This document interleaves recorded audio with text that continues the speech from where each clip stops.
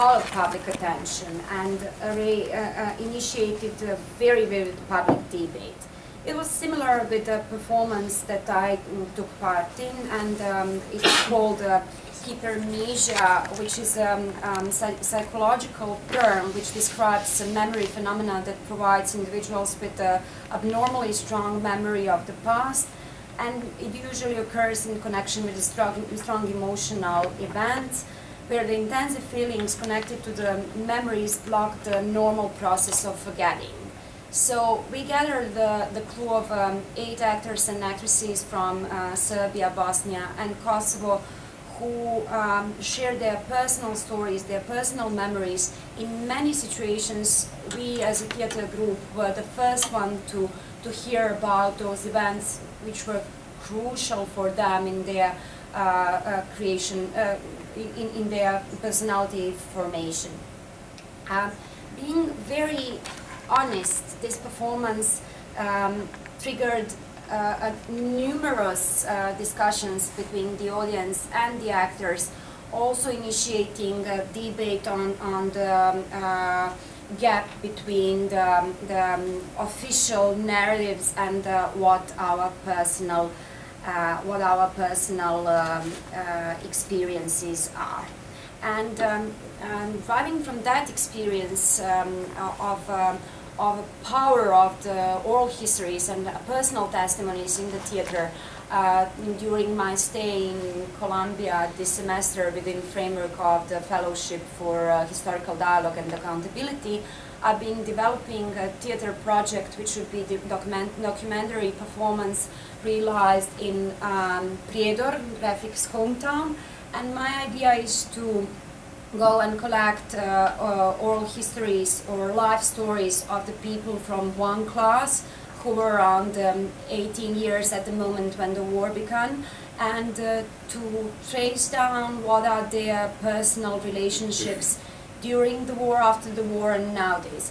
And from the couple of anecdotes that Refik shared with me, or my other friends from Prijedor, I see that bringing those stories of like sample of a ordinary class from Prijedor will bring the perspectives of the people belonging, as we say in transitional justice, to the communities of perpetrators, victims, and bystanders. And if you approach people to ask for the personal memories of their prom night, if they had it or if they didn't, or if you ask them who would you like to see of your classmates on the 25th anniversary, I believe that they would share their stories. They would not feel threatened by my questions. And I believe that this performance, based on their histories, could also generate a very important local debate there, because in Prijedor it's not a problem that people don't know what happened. They know very well what happened there. But the problem is that there is no like a public space for such a debate, and people are not that encouraged to share their narratives. In addition, I believe that my project, no matter that it has like clearly theatrical ambitions to be like the best performance ever, it also has a strong human rights component, because as a human rights activist, I believe that people should have equal right, and that means that people in Prijedor, no matter if they belong to majority or minority, should have their public space to commemorate, and should also have a right to truth. I believe that these projects can help to create atmosphere in which brave political decisions as allow the public commemoration, allow the visits to the former detention centers could be taken more easily and better accepted. Thank you. Thank you.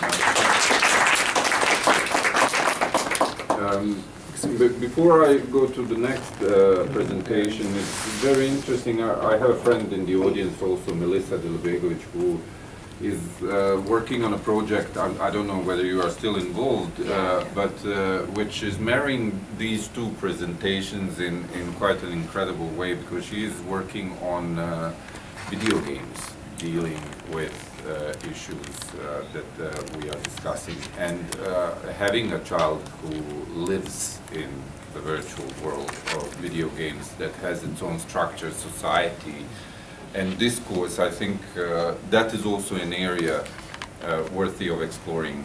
Unfortunately, you are not on the panel, so we will not be exploring that. We will be moving to the next and the last presentation in the panel, which me being a journalist holds a special importance, and especially this presentation by Alexandra Winnick, which is going to look into how media, the role of media in two countries, Great Britain and Germany, shaped the debate on the intervention. If you know anything about Bosnia and Herzegovina in particular, you will know that there are two discourses on the causes of war. One is that the international powers decided to break up the former Yugoslavia, namely Germany and others, that there was a great conspiracy, and that is what happened. On the other side, you have this discourse that the world watched while we were being killed.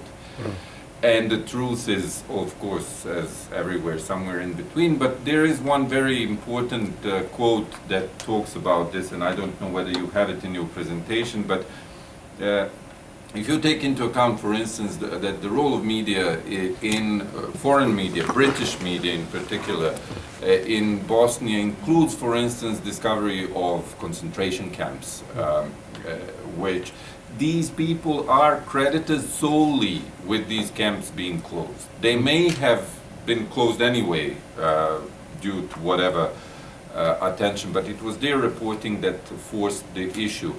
And there were others like Alan Little and Kurt Schork and all these people who were reporting throughout that John Major once termed them laptop bombarders, basically trying to themselves take part in the conflict. I'm sorry I'm gushing, but this is very close to heart. All these people are my friends, and with this I hand over to Alexandra. Alexandra Winnick is a PhD candidate at Rutgers University, working under the guidance of Belinda Davis. In 2009, she earned a Master's of International Affairs from Columbia University with a focus on international media and communications and human rights. Alexandra, so I feel like a bit of an odd duck because I'm talking a lot about memory in a way, how memory discourse in